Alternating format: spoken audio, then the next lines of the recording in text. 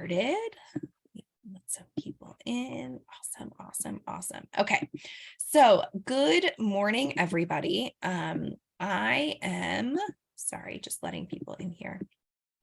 Okay, let me just get started, because if not, I'm gonna get distracted. Okay, so hi everyone, I'm Sarah Harris, and I am the Director of Education at the National Constitution Center, which you have on your screen right now. I am so excited to be here with you. If not because I love any opportunity to engage with educators, but also because I love talking about civil dialogue. So I'm so excited to share all of these resources with you today. Now, I will say this several times throughout the course of our session, but this is a session specifically on dialogue and talking and sharing. So it is incredibly bad form for me to be the only one speaking. So I'm going to ask for tons of audience participation. Now, let me tell you a couple of things with that. I completely respect the fact that you are all amazing and offering up your time on a Saturday to participate in this program.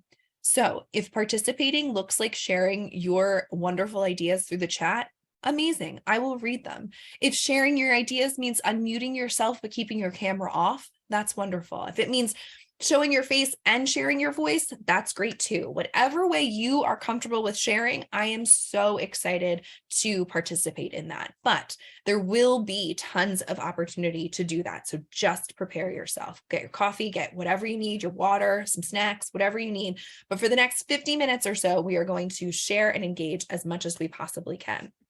All right, so with that, here's a really kind of brief overview of what our session will entail. So I'm going to do a little bit more introduction about myself in just a moment, but as we kind of move through the move through this session as well, I'm going to give you a little bit of background about the National Constitution Center, if only to help provide some context for why we created these resources in the way that we did.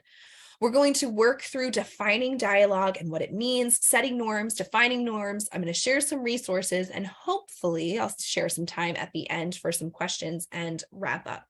However, at the very least, I will for sure share my email address at the end of our session today. So if you have any questions, you can feel free to send them to me at any point. So as I said, my name is Sarah. I'm the Director of Education at the National Constitution Center. I've been here for about 4.5 years now. And prior to that, I was a high school history teacher in New Jersey for about 5 years. So I taught freshman history for 5 years. So my background is in history and secondary education. All right.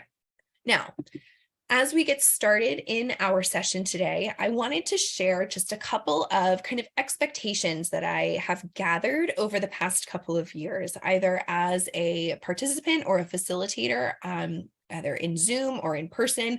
But essentially, we are going to talk and share and connect. So I just wanted to make sure that we're all doing so from the same foundation. So this is a list of expectations, of norms that I normally share at the beginning of these sessions. And in just a moment, and in our first very low stakes act of audience participation, I'm going to ask you to read through this list and pick the one that resonates with you the most. It can be for any reason. It can be that you've seen it before, that you haven't seen it before, that you use it, but you call it something else. Any reason at all that one of these bullet points sticks with you, I'm going to ask you to share it. And again, you can share it in the chat. You can unmute yourself and share. If you are really into it and you want to share the one that you picked and why, that would be amazing. But whatever you want, I'm going to stop talking, read through it, and then share with me the one thing that resonates with you the most.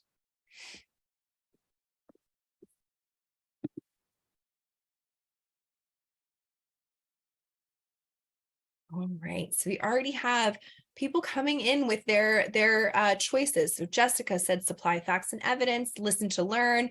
Listen to learn is Ladarius, Alexandra, Nicole, Jennifer, amazing. Assume good intent from Trish and Melissa, recognizing others' backgrounds.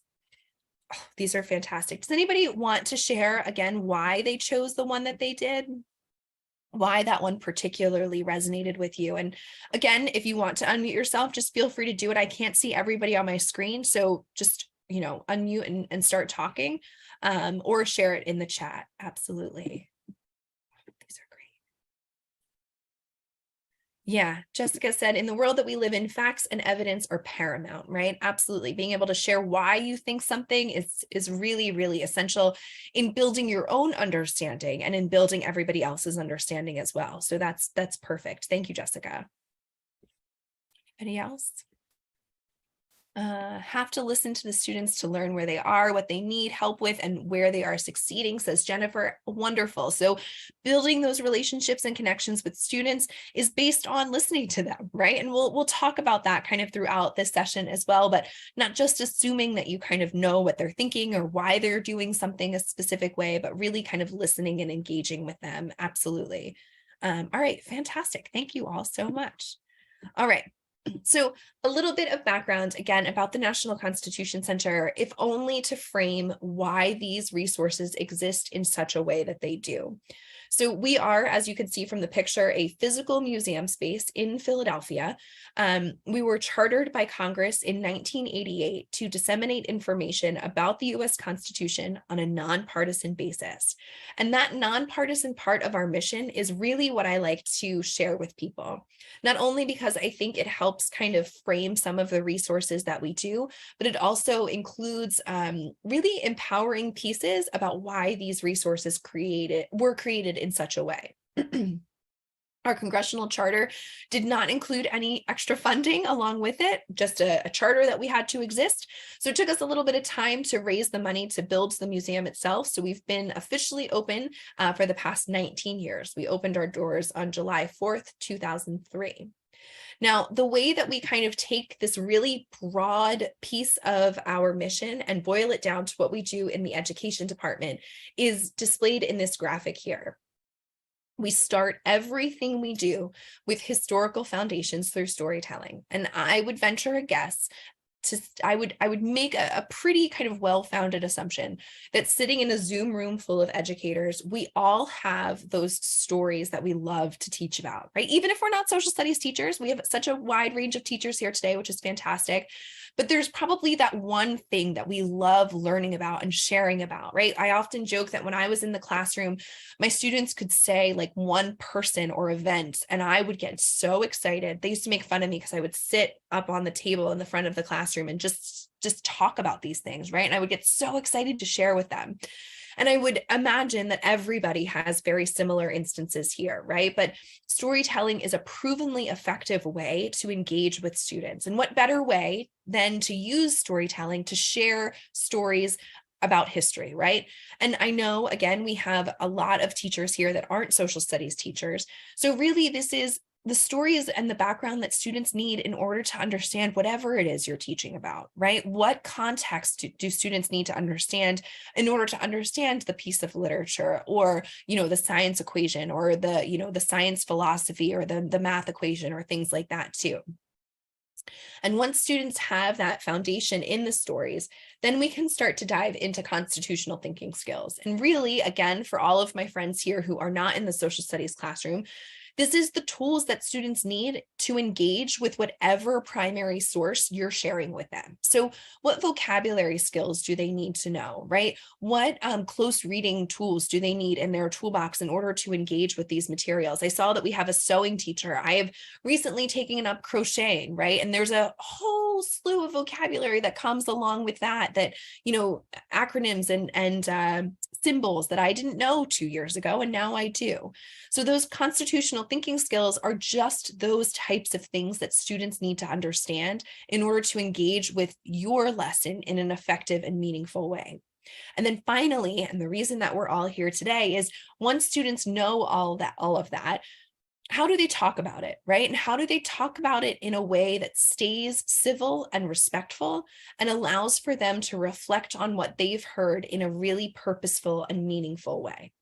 Now, how we kind of bridge those gaps, right? How we move from one level to another is that we deal at the National Constitution Center in what we call constitutional questions as opposed to political questions.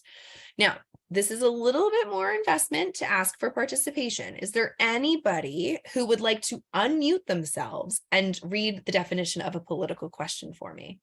I just feel like I've been talking a lot and that's not necessary. Anybody who wants to unmute themselves and read that for me? Political questions versus constitutional questions.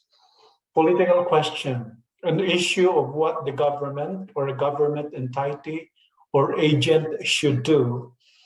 Constitutional question, an issue of what the government or a government entity or agent constitutionally may do.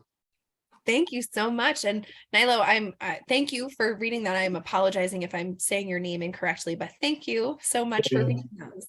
You're welcome. These two definitions are very minimally different, right? There's literally only one word difference between them. But where we see the big difference is where students are going to go to find the answers to these questions, right? How students are going to shape the answers to these questions. Now, I know constitutional, political may kind of, get to some of our teachers who are not social studies teachers. So what I encourage you to do is to consider these as emotional questions versus evidence questions, right? So think about it in those terms, if kind of political and constitutional is a little bit of a hang up, but just think about kind of driving those pieces in these types of questions. And as we look at them from kind of general to specific, I want to share this kind of very specific example. So a political question would be, should a public school principal search a student's locker? The constitutional version of that question would be, does the Fourth Amendment restrict the power of a government employee from searching a student's locker? So take a moment and think about the differences between those two questions. Think about how your students might react to those questions differently, and kind of their responses to both of those questions. And again, once you kind of consider it a little bit, share what you think in the chat, or unmute yourself and share that way as well. But take a moment to ponder and then share it with me. I'm not sure I understand. Oh, sorry, my watch is talking to me. All right, what do we think? So send the question in the chat as well.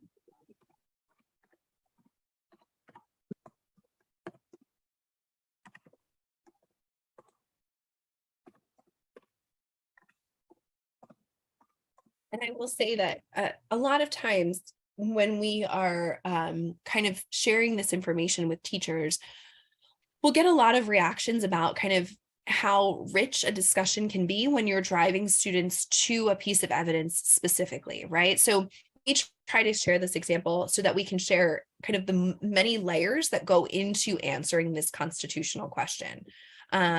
So let's see. Jessica said political questions, student perspective, right? They don't mind if their parent is present, but without someone on their side, great. So this is kind of sharing the student's perspective, right? It feels invasive and unnecessary. Carissa says one asks more of a personal opinion versus one that asks for someone to provide evidence. Absolutely. Melissa, students are going to have more visceral reaction, great word, to the first question and think about how they wouldn't want it to happen, whereas the second makes them look at its constitutional permissibility. Absolutely. Awesome. Often the question boils down to ability versus appropriateness. So there are kind of intricacies and layers to that question. Absolutely. And Chris brings up a fantastic point, right? Maybe our students, we need to introduce them to a topic by asking them their more personal opinion-based question and then diving into the content. And maybe sometimes if you have an AP class or things like that, you can flip it a little bit. Absolutely. Political question is more how the students feel. Constitutional is about legality, right? Mostly want privacy. Absolutely. Think that they're preferable to the constitutional question. Yeah, absolutely. So Dinah says that her students are special needs. They're unpredictable. They would be upset, right? So there's certainly emotions connected to these, depending on your students' backgrounds and things like that. Wonderful. So again, what we kind of see here is that there is a difference in how students will react to this. And I want to share, because this is another kind of piece of feedback that we've gotten from teachers is, and to kind of speak to Dinah's response as well, our students have emotions, our students have their own personal experiences. And by only focusing on the constitutional question, aren't we negating those experiences? And that's a really valid concern, right? We want students to build on their experiences. We want to validate their experiences, and we want to we want them to build emotion and opinions about these really big topics. But one of the things that we can start with, at least, is sharing what is allowed and what's based in evidence, and then kind of allowing students to build their ideas on that, on top of it, right? Build their emotions and ideas and things like that. So for this question specifically, students need to know a lot, right, to answer the constitutional question. They need to know what the Fourth Amendment says first and foremost. And even that's not going to well define or define the situation well enough for them to have a definitive answer. They need to know why it's important that we ask about a public school instead of a private school. They have to know what case law has said. They have to know, what they're looking for and what's in the locker and who's involved, right? Somebody brought up like having a parent there too and how that changes the situation. So even though we're driving students to evidence-based questions, there's still so many rich layers to this that students will still have a really kind of fruitful and meaningful discussion. All right. Thank you all so much for sharing that. Not only does it provide an opportunity for us to engage, but it also gives a little bit more about your backgrounds and your students, which I always appreciate. Okay. So if we're starting, this is, kind of background, who we are, things like that. Now we're going to dive into civil dialogue. And if we're starting this conversation about why we want to have civil dialogue in the classroom in the first place, we need to identify what civil dialogue means to us. Okay, so this is what we're going to do. I have here 4 definitions of civil dialogue. And again, in just a moment, I will stop speaking so that you can appropriately read these. And I want you to just pick one. Just pick one definition. If this one here, let me number them for you. This one's 1. This one is 2. All right, you kind of see where I'm going with this, 3 and 4. I want you to pick the one, again, that resonates with you the most for any reason, right? Why that particular definition includes your definition of dialogue. All right, and then we'll talk about it. And I would love to hear for this one, why you chose the one you did. So take a minute to read, share your responses in the chat, and then share why with me as well. And again, you can also feel free to unmute yourself whenever you're ready.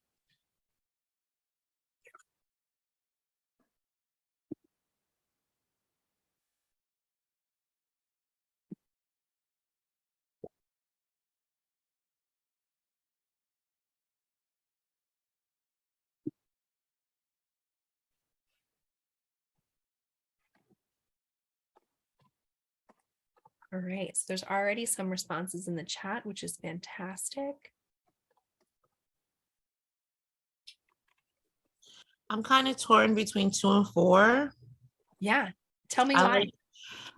Because what I liked about number 2 was that, even with those with whom you disagree, like if you disagree with something with someone, you should be able to still have a dialogue and be able to talk with them without it becoming like an argument or a fight. And so what I liked about 4 was I'm claiming my my identity, and I'm not just degrading someone else. Like I like that even if we don't agree or have the same view, I don't have to attack your views for me to be able to still express mine and have my beliefs. Yeah, absolutely. And can you say your name for me, please? Oh, I'm Evelyn Boone.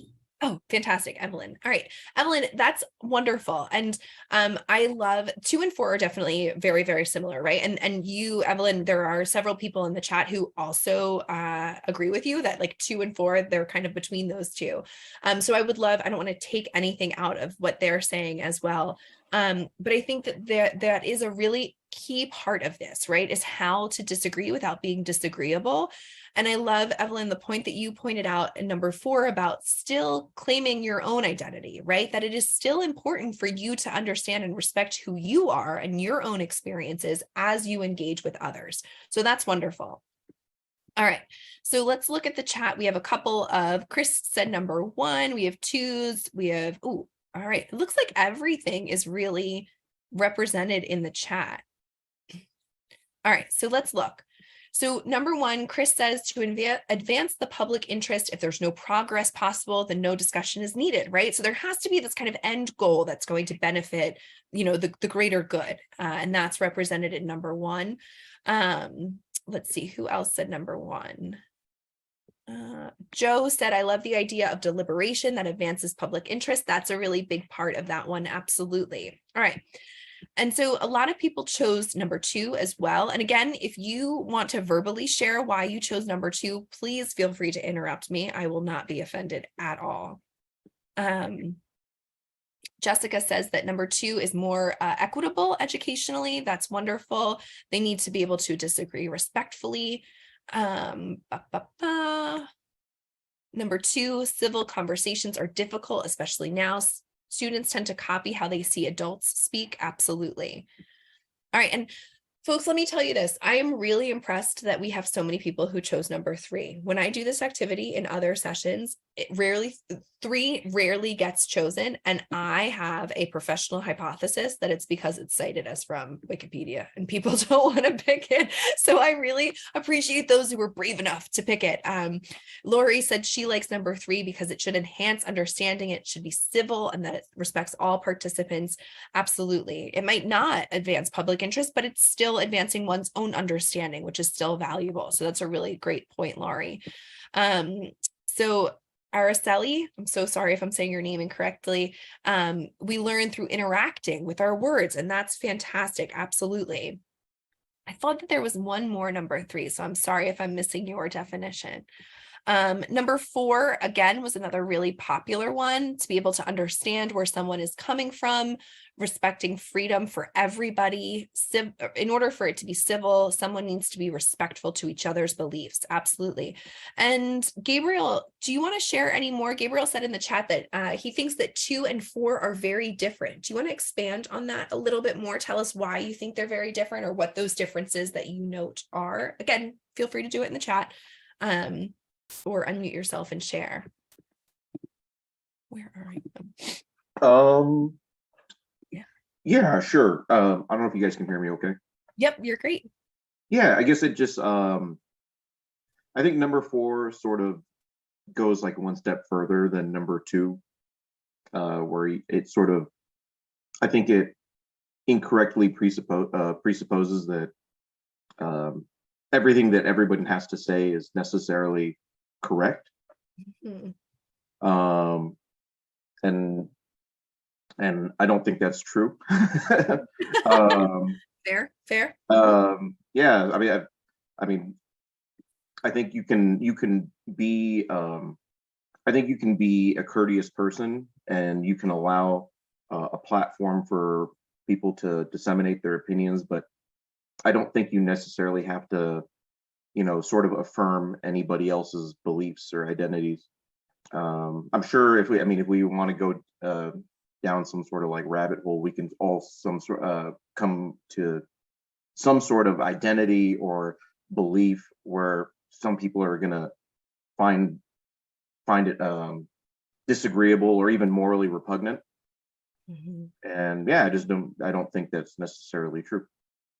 Yeah. And Gabriel, thank you so much for sharing that, because one of the things that we often talk about when we talk about kind of creating norms and making space for dialogue is, I shared my expectations at the beginning of the session, and certainly that kind of creates a space where people can share, right? But I could have just as easily created the same type of space and shared what my non-negotiables are, like what my, if the conversation starts to turn into a territory that includes X, Y, and Z, we're shutting it down, right? And so again, kind of understanding your students and knowing who those students are and the backgrounds of those students, you can say the conversation will not include any of these things, right? It will not include racially charged language. It will not include, derogatory terms or things like that.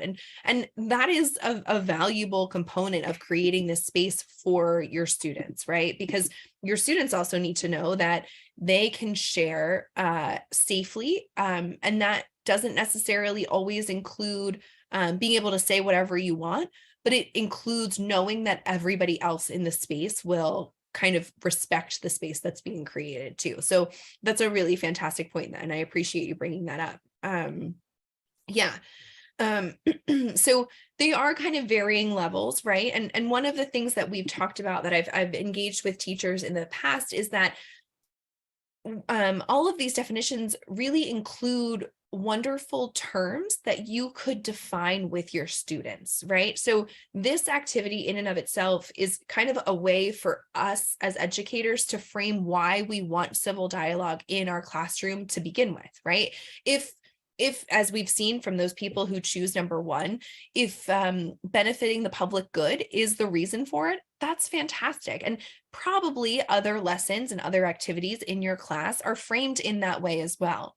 If it's just giving the students the tools that they need to create a safe space or a space for learning, then probably, you know, number two might be the one that you go with. If understanding our own identities and our own kind of role in the world, number four might be what you go with. But all of this is to really kind of identifying why civil dialogue is so important in the first place.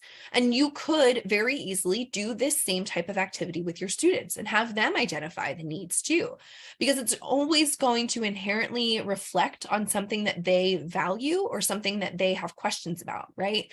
And so a fantastic activity would be to work through defining some of these terms with your students. What does it mean to be patient, right? Does patient mean allowing somebody the space that they need to kind of share?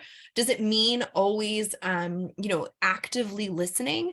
Does it mean, and I know I am guilty of this, especially in the Zoom world, does it mean always kind of focused on the speaker and making sure that you are engaged at all times? What does the word humility mean? How do I show that I am a humble learner, that I'm a humble sharer and a humble, classmate? What does that look like and feel like and sound like? So it really is kind of a wonderful opportunity to build those relationships with your students and start to identify some of the pieces of their own learning and their own personality that they are interested in exploring, whether they're sharing it with you outright and explicitly, or you can kind of figure that out based on the things that they're constantly being drawn to.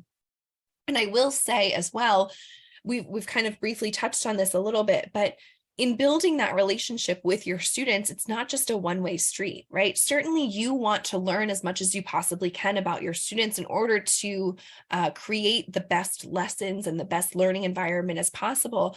But your students also need to learn about you in order to kind of feel that reciprocity that's part of relationship building.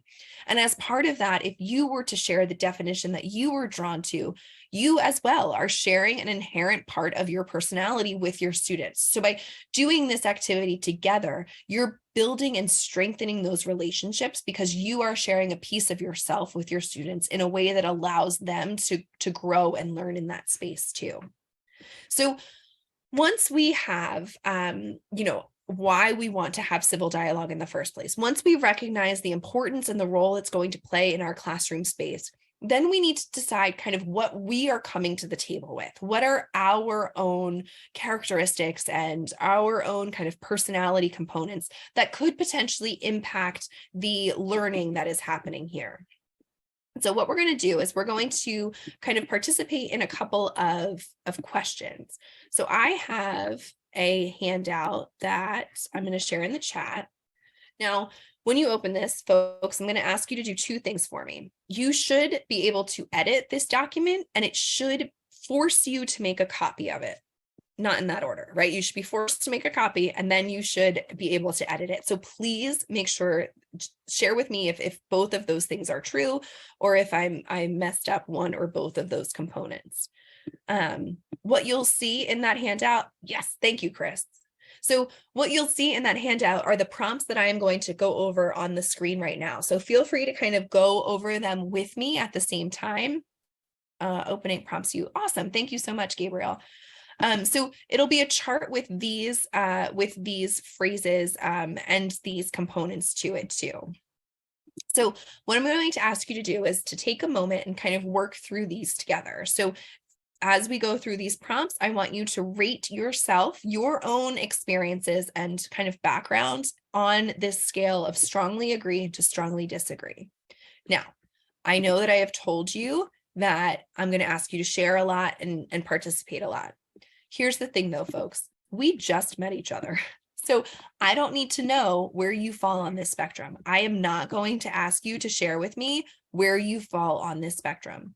What I will ask you to share with me at the end of this activity, though, is which ones were more difficult than others. Okay, so I'm not going to get into specifics. I'm not going to ask you, which one you strongly disagree with or strongly agree with.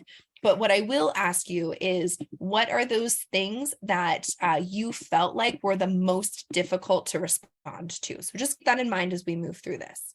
Okay, so the first one, I can remain calm when other people say things I dislike. And you can go through this at your own pace if you would like. I wanted you to have the resource afterwards too. But where do you fall on this? Strongly agree to strongly disagree?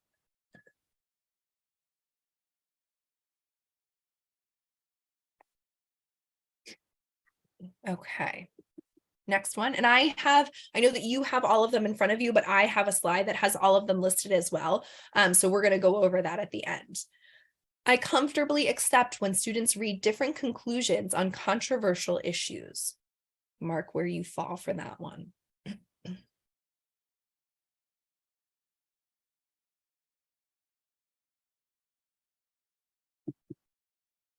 I become emotional when having a hard time explaining why I think another person's views are wrong.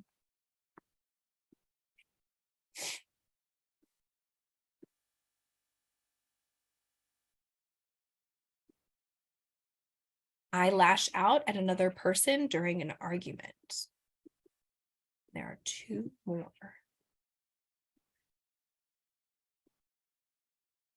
I am able to exit a conversation without consensus.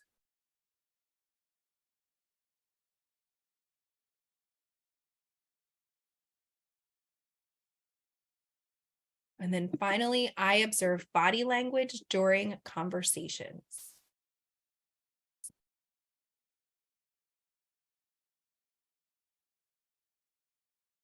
All right, so I'm going to put them all up here. Like I said, you do not need to share where you fell in the spectrum, right? We do not have that connection yet in order for me to feel comfortable sharing that. So I'm not going to ask you to do the same thing. But what I would love to know if there is one that was particularly difficult, particularly easy. Maybe there was a word that you kind of kept going back to that you wish was just better defined in order for you to feel more confident in your answers.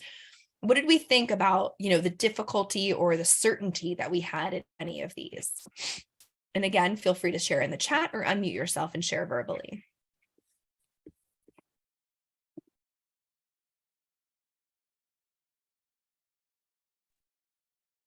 And, Sarah, that third one surprised me how difficult it was for me to answer it, because I kept going back and forth on it, because I think for me, the answer to that depended on who I'm speaking to and my relationship with that person. Mm-hmm. So that was like, I could mark every one of those depending on my relationship with the person that I'm talking to. Yeah. And tell me, what is your first name? Tammy. Thank you, Tammy. Absolutely. Right. And so, and Tammy, you're referring to the one about becoming emotional, right? Having a hard time explaining. Yes. And so it's amazing because a lot of times I did this activity with an in-person PD that I did in New Jersey a couple of months ago. And one of the teachers, while we're going through this, raised their hand and said, are we answering this as a teacher or as just ourselves? And I just said, yes. And he looked at me and I was like, just go, just do it. Just think about it. Because that's what this is about, right? Thinking about recognizing those differences and recognizing when I have my teacher hat on, yes, I am a rock star. I have my poker face. I'm good to go. I can do this, right?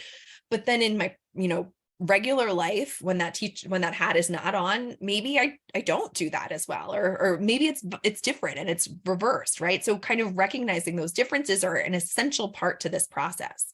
Dinah said that they're not great at reading body language, right? Unless it's obvious. And that's something I'm so happy that you picked up on that one or shared that one, because body language is something that is so different based on the background of your students. Right? So we're talking about cultural differences. We're talking about developmental differences, right? We're talking about the things that they are coming to the table with that are going to impact how they either react to body language or the body language they show, right?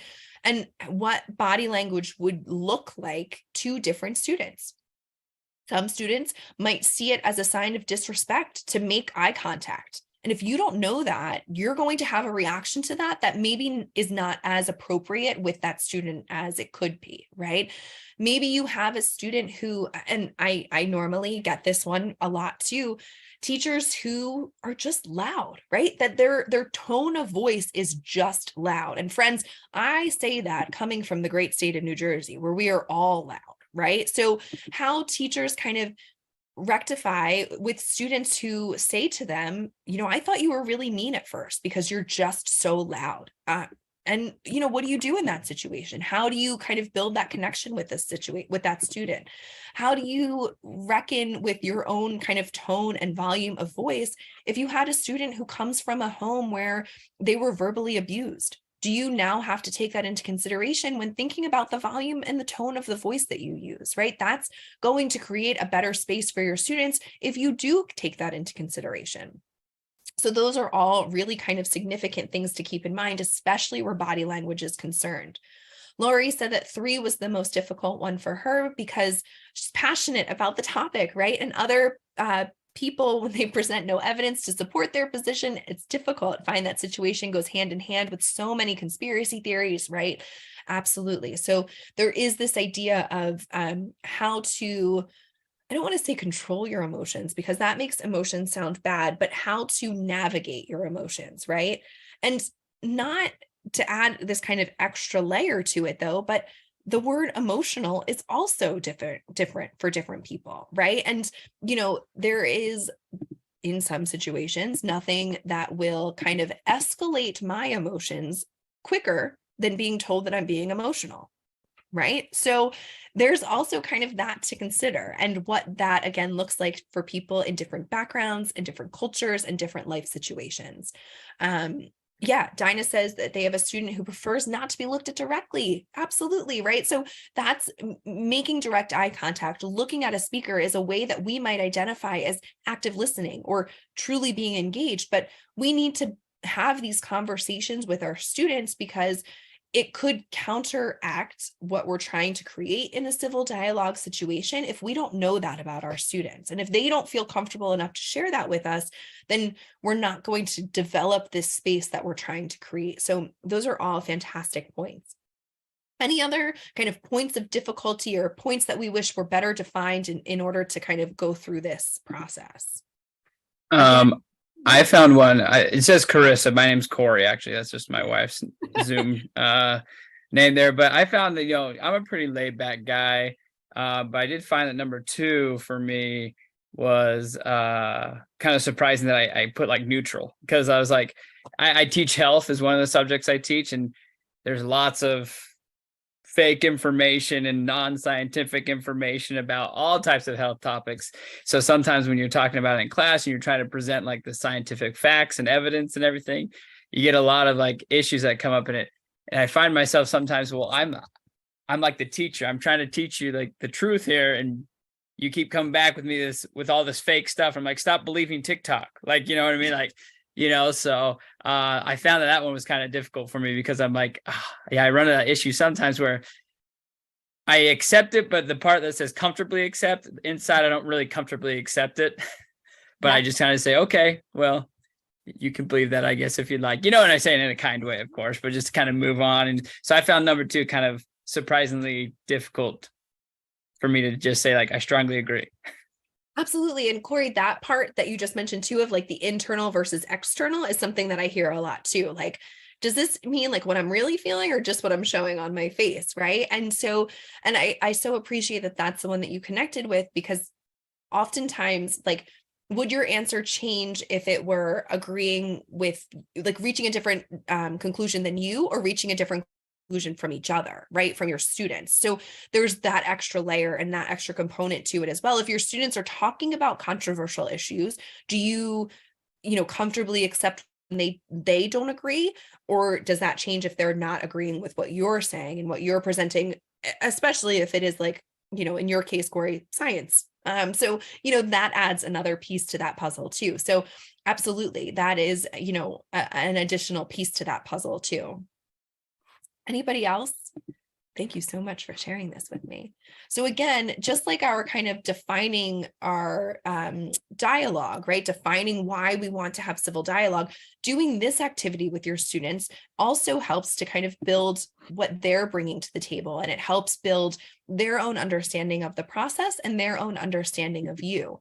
And the next thing that we can do in kind of this process is once we know why we want to have civil dialogue, and once we know what we're bringing to the table, we're going to kind of collaborate with our students to make norms, to make a list similar to what I shared with you all at the beginning. And one of the things that I love to share is that civil dialogue in and of itself is not a way to change people's mind, right? The inherent goal is not to say, we're going to participate in a civil dialogue because you all think one way and I think another, and I'm going to change your mind by the end of it.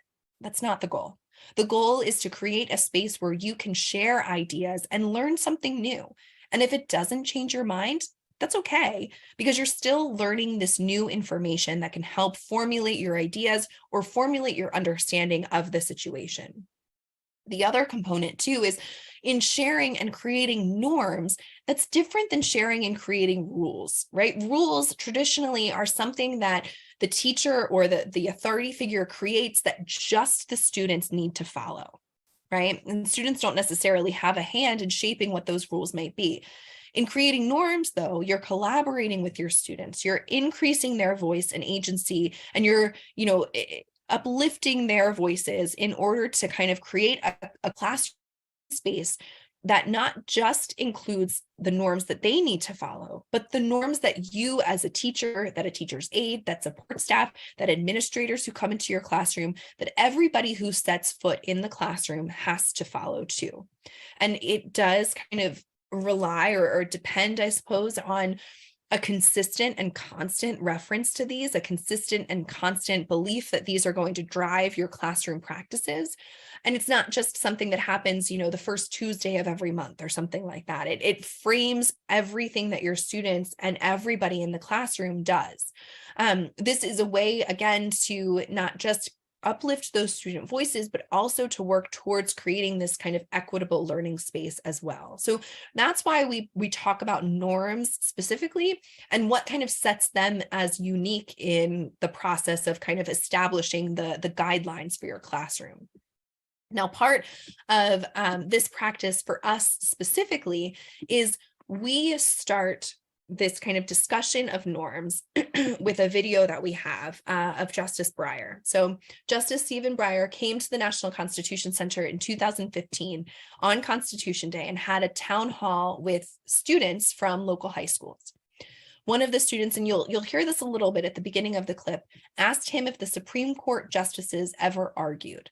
And his answer is this 4.5-minute clip that not just shares insight into how the Supreme Court justices make decisions, but also how they interact with one another and why that's so important. So we're going to watch this video. Like I said, it's about 4.5 minutes long.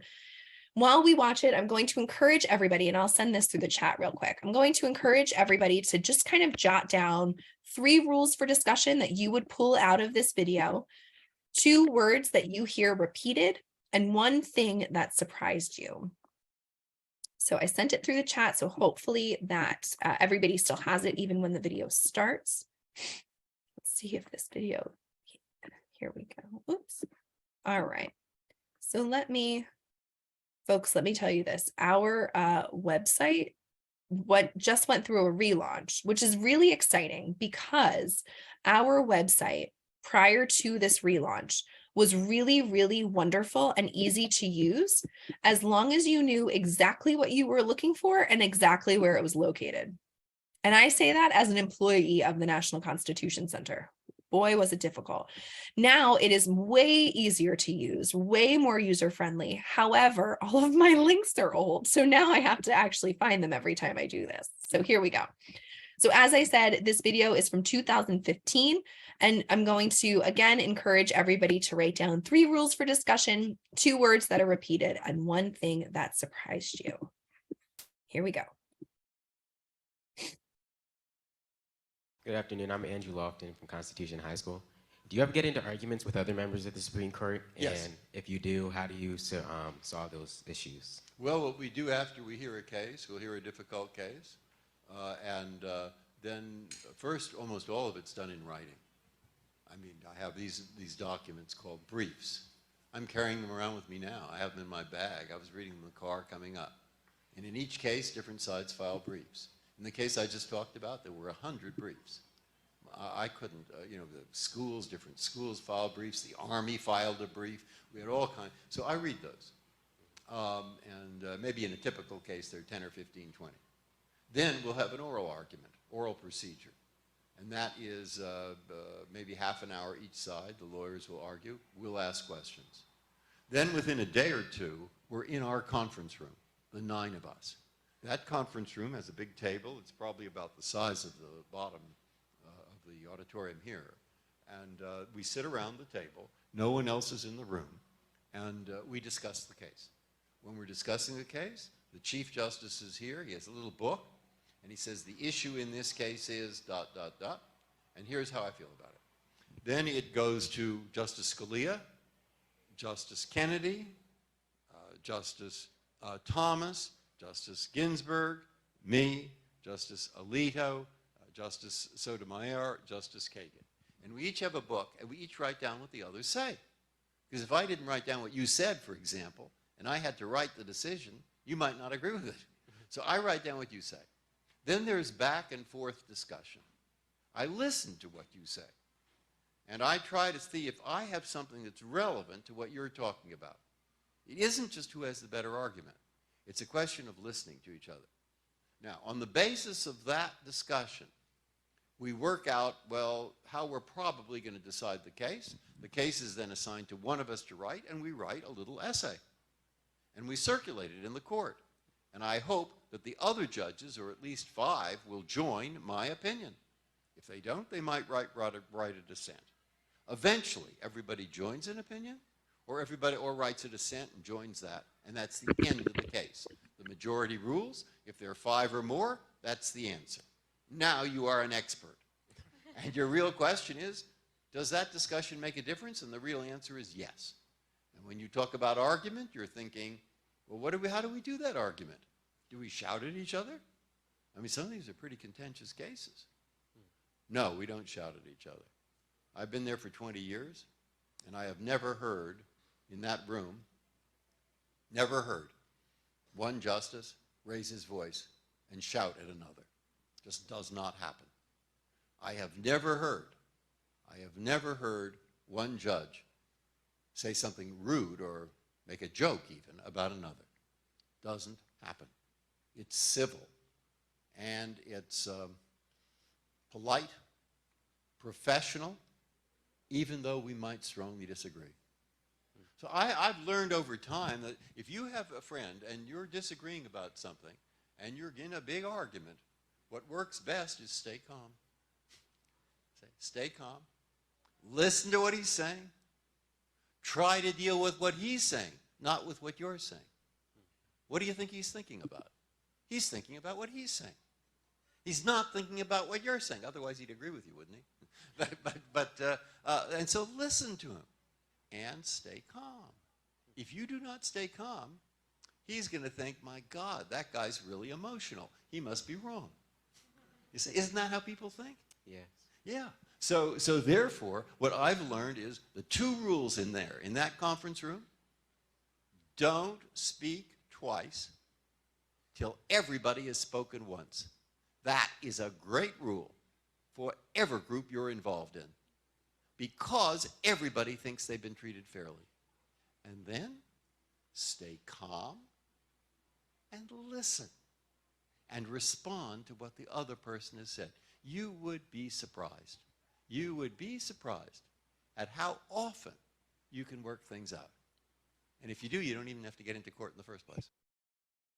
All right. Is your dental... It was very loud. So hopefully you can see kind of why that is such a fan favorite of ours at the center. We love kind of diving into that specific video. It is the basis for one of our lesson plans specifically on civil dialogue. The lesson itself is called Discussions That Make a Difference. All right. So look at that. We have some people already sharing in the chat what they have kind of gleaned from the video. So feel free to share that too. Dinah says that 2 repeated words, briefs and sides. One thing was that they have a process for how they talk to each other, right? Absolutely. And they never shout at each other. That's always really interesting. And I love hearing that part. Jessica said, listen, stay calm and respond. Those are really key components, calm and listening with respect. Don't speak twice until everyone has spoken once. Stay calm. Respond to what is said, not what you think. Chris, that's a fantastic point. 2 repeated words are listen and stay calm. They take notes during their discussion, right? I too, Chris, was struck by how much writing was involved in his response. And I think that's amazing and really helpful for students to know too. Jessica also said, repeated words, listen, stay calm and respond. Stay calm, listen, everyone speaks, says Jennifer. Philosophy, right. How to start and end a conversation with an open mind. Amazing. Brief and discussions. Gabriel said, underrated rule for small group, don't speak twice until everyone has spoken once, right? And again, I say all of this because I know that these are all fantastic rules, right? Everybody's sharing them. They're great. Everybody's kind of drawn to them. And understanding that within all of these components, understanding your students is paramount, right? Like, I love this idea of not speaking twice until everybody has spoken once, but sometimes that doesn't look like actually speaking. Sometimes that might look like sharing in a different way, right? And the reason why I share that is because I had a student when I was in the classroom who had debilitating social anxiety. If I had enforced this rule of not everybody can speak twice until everyone has spoken once, if I enforced that rule in my classroom during my discussions, she would not have made it. It would not have been a functioning learning environment for her. So I can keep that rule in place while still adapting that to the needs of my students, right? So I kind of facilitated ways that students could share in different ways. Absolutely. Jennifer said that they don't shout, don't raise their voices, no rudeness. There's something about not making a joke that really kind of sticks with me too, about that part that he shared. The voices are never raised. Absolutely. So folks, these are fantastic pieces to share. And again, this kind of this is the I guess final step, I suppose, in making these norms with your students, right? Having this conversation. What did he mention? What did he not mention? What would work for us that might not work for Supreme Court justices? So it's starting this or utilizing this as a starting place for the conversation with your students is essential in kind of creating this environment space that builds off of all of these other activities as well. So as we kind of wrap up our time together, I want to share just some contact information from some of us. I will make sure that this gets uploaded to the Google folders that we all have through this conference, but you'll see some members of our team there. Our Chief Learning Officer is listed first. I'm in the middle, and then Kevin is our education coordinator, and he does a lot of our outreach and things like that. So if at any point, you see information from any of us, it all comes from the National Constitution Center. I also want to highly encourage you, and I will stop sharing my screen at this point so I can see as many faces as possible, but I want to say that, one, thank you so much for sharing your time with me this morning. It's always a joy to have an opportunity to engage with educators. It's one of my favorite parts of my job, and there's something so special about people who are willing to share their time on a Saturday to get more resources for their students, and that is applauded. And I also want to share that please do not hesitate to email me with any questions or any ways that I can support you and your students. I oftentimes get emails from teachers that start with, I know you're really busy, or this might just be a really small question, or, I'm sorry to bother you. And it is not a bother. Supporting you and your students is my job. So please do not hesitate to reach out to me if there is a way that I can do my job. I am happy to help in whatever way I can. So again, thank you all so much for joining me during this session. I hope you enjoy the rest of your Saturday and the rest of your conference. I hope that I have the chance to work with you all again and that you have a fantastic holiday next week. So thank you all. I look forward to seeing you all again soon.